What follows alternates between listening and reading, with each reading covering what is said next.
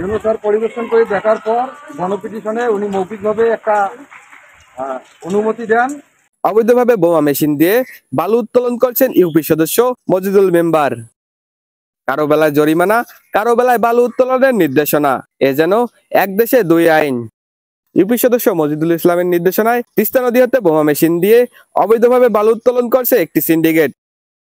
বুধবার দুপুরে সরজমিনে গিয়ে দেখা যায় লালমনিরহাটের হাতীবান্ধা উপজেলার পাটিকাপাড়া ইউনিয়ন পরিষদের চেয়ারম্যান মজিবুল আলম শাহাদাতের গোডাউনের পশ্চিমে তিস্তা নদী হতে বোমা মেশিন দিয়ে অবৈধভাবে বালু উত্তোলন করছে মজিদ মেম্বার।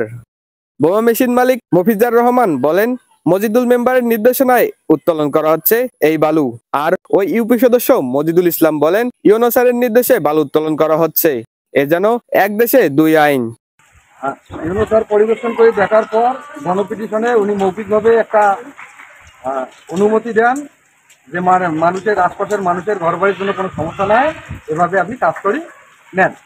ইউনো স্যারকে আপনারা রাস্তা দেখাইছেন, কিন্তু পুকুর বন্ধ করতে বলছে কি যে পুকুরটা বন্ধ করবেন?